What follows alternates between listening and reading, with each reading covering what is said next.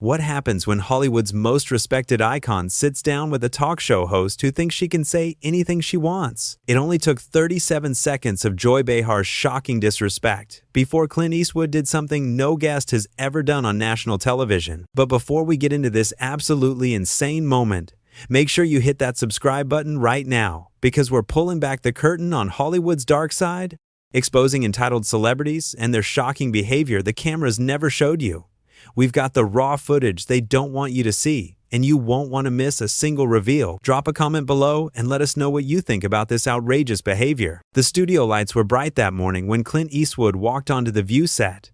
At 83 years old, he carried himself with the same quiet dignity that made him a legend.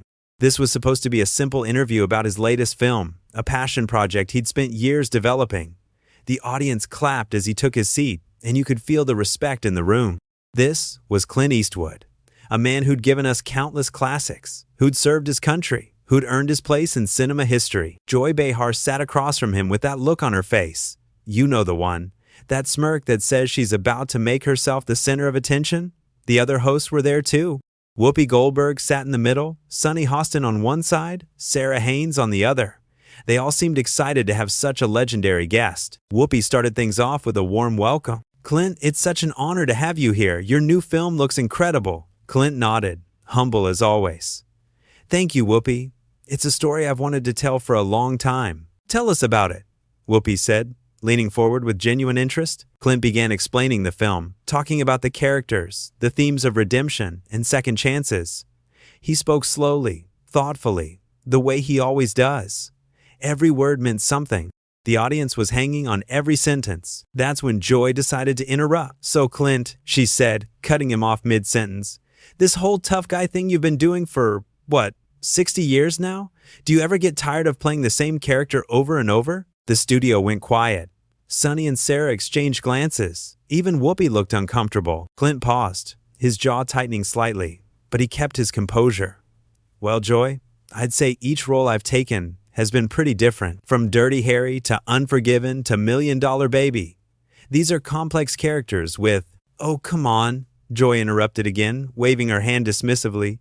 "You squint, you shoot somebody, you say a cool line. It's the same thing every time, right? I mean, how hard can it really be?" Sarah tried to jump in. "Joy, I think what Clint does requires." But Joy wasn't having it.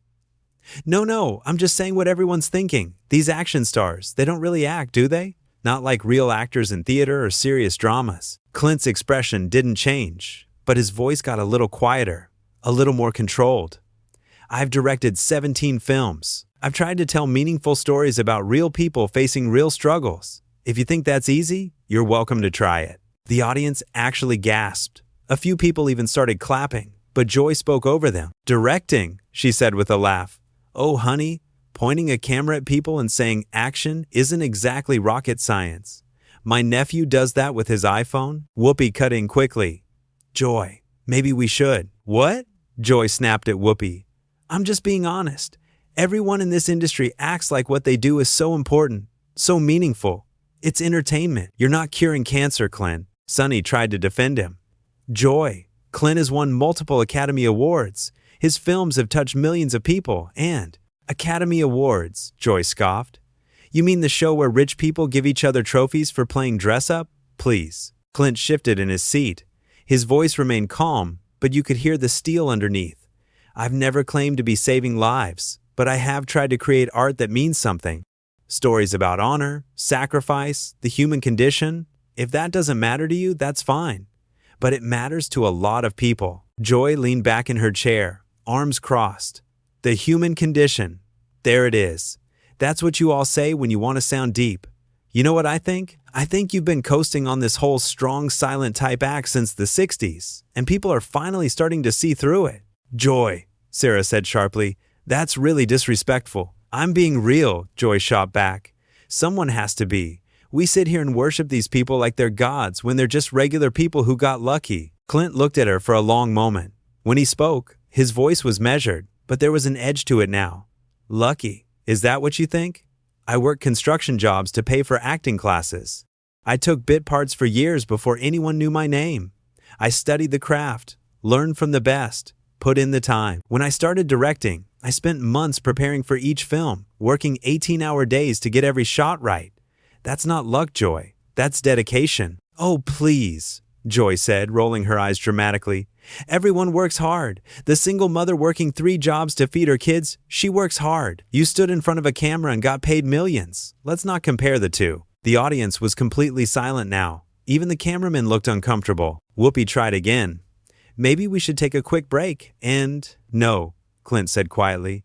Let her finish. She clearly has more to say. Joy leaned forward, that smirk getting wider. You want to know what I really think? I think Hollywood has been giving old white men a pass for decades. You get to make the same movie over and over. You get praised for doing the bare minimum, and anyone who questions it gets called disrespectful. Well, I'm sorry if the truth hurts. Sarah's mouth fell open. Joy, what are you doing? I'm doing what this show is supposed to do, Joy said loudly. I'm having a real conversation instead of kissing up to every celebrity who walks through that door. Sunny shook her head. This isn't a conversation, Joy. You're attacking our guest. I'm challenging him, Joy corrected. There's a difference. Clint here has spent his whole career playing cowboys and cops, shooting people on screen, glorifying violence and… Glorifying violence? Clint interrupted, and for the first time you could hear real anger in his voice. Have you seen Unforgiven? $1 Million Baby? Letters from Iwo Jima? Those films show the cost of violence, the tragedy of it. They're anti-war, anti-violence messages wrapped in difficult stories. Joy waved her hand again. Oh, here we go with the "my violent movies are actually profound" argument. I've heard it all before. Then you weren't listening, Clint said flatly. The tension in the studio was thick enough to cut with a knife. Whoopi looked like she wanted to sink through the floor. Sarah was staring at Joy with disbelief. Sunny had her head in her hands. Joy wasn't done. You know what your real problem is, Clint? You can't handle criticism. None of you big stars can. You're so used to everyone telling you how wonderful you are that the second someone questions you, you fall apart. I'm not falling apart, Clint said, his voice deadly calm. I'm sitting here listening to you disrespect not just me, but my life's work, my craft, and everyone who's ever worked with me to create something meaningful. I've been in this business for 60 years. I've been criticized plenty. But there's a difference between criticism and rudeness. Rudeness, Joy laughed. Now I'm being rude for having an opinion? You're being rude for the way you're expressing it, Whoopi finally said firmly. Joy, this has gone too far. Joy turned on Whoopi. Don't you start. You of all people should understand what I'm trying to do here. What you're trying to do, Whoopi said slowly, is make this about you instead of our guest. And it's not okay. The audience actually started clapping at that. Joy's face turned red. Fine, she said. Everyone gang up on Joy. That's how it always goes, isn't it? Clint stood up slowly. He didn't say anything at first, just started removing his microphone. Sarah reached out. Clint, please, you don't have to. Yes, I do, he said quietly. I came here to talk about my film, to share something I care about with people who might appreciate it. I didn't come here to be insulted. Oh, you're leaving? Joy said mockingly. Can't take the heat? Clint looked at her, really looked at her, and when he spoke, every word landed like a hammer. Joy, I've faced down armed robbers during my time as mayor. I've dealt with studio executives who tried to destroy my career. I've navigated 60 years in one of the toughest industries in the world. I can take plenty of heat. What I won't take is disrespect from someone who thinks being rude is the same as being honest. The audience erupted in applause. People were standing up, clapping, cheering. Joy's face went from red to purple. Sit down, she shouted at the audience. This is my show. It's our show, Whoopi corrected her. And you're out of line. Clint finished removing his microphone and set it gently on the table. Ladies, he said, nodding to Whoopi, Sarah, and Sunny. Thank you for having me. I'm sorry this didn't work out. Clint, please, Sunny said. We can start over, we can. He shook his head. Some things can't be started over. Some bridges get burned. He looked at Joy one last time. I hope whatever you were trying to prove was worth it. Then he turned and walked off the set. The audience was going crazy, applauding. Some people even crying. Joy sat there, arms still crossed, trying to look defiant. But you could see it in her eyes. She knew she'd messed up. Sarah turned to her. Joy, what was that? That was me not being a pushover, Joy said defensively. That was me asking the questions everyone else is too afraid to ask. No, Whoopi said, her voice hard. That was you being cruel for no reason. That was you taking a cheap shot at a man who's earned his place in history. Oh, come on, Joy said, but her voice was shaking now. You all act like he's some kind of saint. He's just an actor. He's a legend, Sonny said quietly, and you just humiliated him on national television. The cameras were still rolling. The producers were probably having a meltdown in the control room. This was live television, and it was falling apart. Joy tried to laugh it off. This is ridiculous. I make one little comment, and everyone. One little comment? Sarah interrupted. Joy, you attacked him from the moment he started talking. You dismissed his entire career, called his work meaningless, mocked everything he's accomplished. That wasn't one comment. That was a full-on assault. I was challenging him, Joy insisted. You were bullying him, Whoopi said flatly. And there's a difference. The audience was still buzzing. Someone shouted, Team Clint, and others joined in. Joy looked out at them, and for the first time, she seemed to realize how badly this had gone. We need to go to commercial, Whoopi said, looking at the camera. We'll be right back. But they wouldn't be right back. Not really, because what had just happened couldn't be undone. Joy sat there as the commercial break started, and you could see it hitting her. The other hosts weren't looking at her. The audience was still talking about Clint. The crew members were shaking their heads. Sarah spoke first.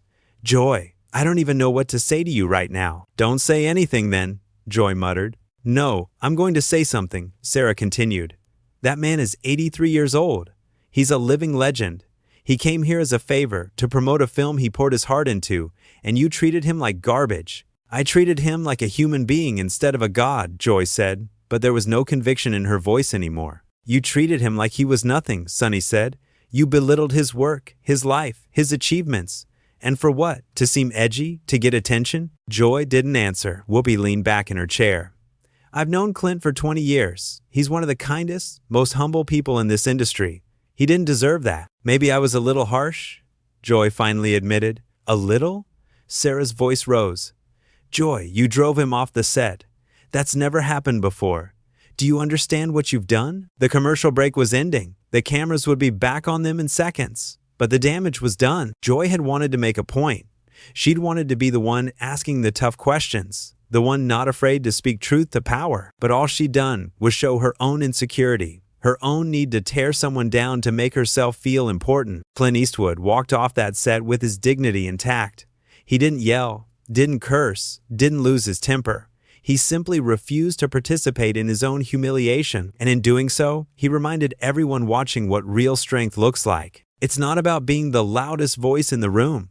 It's not about tearing others down. It's about knowing your worth, standing by your principles, and walking away when someone tries to diminish you. Joy learned that lesson the hard way. In front of millions of people, she showed exactly who she was. And Clint showed exactly who he was. The cameras came back on. Whoopi addressed the audience. We want to apologize for what just happened. Clint Eastwood is a respected guest and a Hollywood icon, and he deserved better than what he received here today. Joy sat silently, staring at the table. Sarah added, We hope Clint knows that what happened does not reflect the values of this show or how we feel about him and his incredible body of work. The audience clapped again, but it wasn't a happy applause. It was a sad one, a disappointed one, because they'd all witnessed something ugly. They'd seen what happens when ego and entitlement override basic respect and decency. Sonny looked at the camera. Clint, if you're watching, we're so sorry. You deserve so much better. Joy finally spoke, her voice small. I apologize too, but it was too late. The words were out there. The damage was done. Clint Eastwood had left the building, and with him went any chance of making this right. The rest of the show was awkward. The host tried to move on to other topics, but nobody's heart was in it. The audience was restless. The energy was gone. What Joy had failed to understand was simple. You can disagree with someone. You can challenge their ideas. You can have different opinions. But you do it with respect. You do it with grace. You acknowledge what they've accomplished while still asking tough questions. Instead, she'd chosen mockery. She'd chosen condescension. She'd chosen to make herself big by making him small. And it had backfired spectacularly. Clint Eastwood didn't need to defend himself. His work speaks for itself. Decades of brilliant films, performances that moved millions, stories that touched hearts and changed minds, awards, accolades, respect from peers and audiences alike. Joy Behar had none of that leverage. And deep down, she knew it. That's why she'd lashed out. Not from a place of genuine criticism, but from a place of insecurity. She'd sat across from someone who'd actually done great things, and instead of celebrating that, instead of learning from it, she'd tried to diminish it, because if she could make his achievements seem small, maybe her own contributions wouldn't seem so insignificant by comparison. But that's not how it works. Tearing someone else down doesn't build you up. It just makes you look petty and small. The audience knew it, the other host knew it, and eventually, Joy would have to face it too. Clint Eastwood walked into that studio as a legend. He walked out as a legend. Nothing Joy said could change that. Her words had no power over his legacy, but those same words had plenty of power over her own reputation. Because now, whenever people think of this interview, they won't remember anything meaningful being discussed. They'll remember a host who couldn't control her ego. They'll remember a guest being disrespected. They'll remember the moment Clint Eastwood had enough and walked away. And they'll remember who was in the right. The show eventually ended. The credits rolled. The audience filed out, talking amongst themselves about what they'd witnessed. In the dressing room, Clint gathered his things. His publicist was apologizing, asking if he wanted to make a statement. "No need," Clint said calmly. "What happened speaks for itself." And it did. Within hours, the clip would be everywhere. Social media would explode. People would take sides. But overwhelmingly, they'd side with Clint. Because at the end of the day, people recognize authenticity. They recognize dignity. They recognize when someone is being genuine and when someone is being performative. Clint had been genuine from start to finish. He'd come to share his passion. He'd responded to rudeness with restraint. And when it became clear that restraint wouldn't be respected, he'd made the dignified choice to leave. That takes strength. Real strength. Not the fake tough guy act Joy had accused him of, but actual inner strength. The kind that comes from knowing who you are and not needing to prove it to anyone. Joy had tried to make herself seem strong by being confrontational. But confrontation without purpose isn't strength. It's just noise. Clint understood the difference. That's why he'd built a career that mattered. That's why people respected him. That's why he could walk off that set with his head held high. The lights in the studio dimmed. The crew started packing up. Another episode was done, but this one would be remembered for all the wrong reasons. Somewhere, Clint Eastwood was probably already thinking about his next project. His next story to tell, his next character to bring to life. Because that's what artists do. They create, they move forward. They don't dwell on the negativity of small-minded people. Joy, on the other hand, would be dealing with the fallout of this for a long time. The think pieces would be written. The criticism would pour in. She'd have to face the consequences of letting her ego write checks her talent couldn't cash. And that's the real lesson here. Respect costs nothing. Kindness costs nothing. Treating people with dignity, especially when they've earned it, costs nothing. But disrespect? That can cost you everything. Your reputation, your credibility, the respect of your peers and your audience. Joy found that out the hard way. In 37 seconds of shocking disrespect, she managed to undo years of goodwill. She showed everyone watching exactly what happens when you mistake meanness for honesty, when you confuse rudeness with bravery. Clint Eastwood didn't need to say much after he left. His exit said it all. Sometimes the most powerful statement is walking away, refusing to engage with toxicity, refusing to let someone else's issues become your problem. That's the mark of someone who's secure in themselves, someone who doesn't need to win every argument or have the last word, someone who knows their worth isn't determined by what others say about them. Joy could learn from that. But first, she'd have to get past her own ego. She'd have to face the uncomfortable truth that she'd been in the wrong, that she'd let her need for attention override basic human decency. The question is, would she? Would she take this moment and grow from it?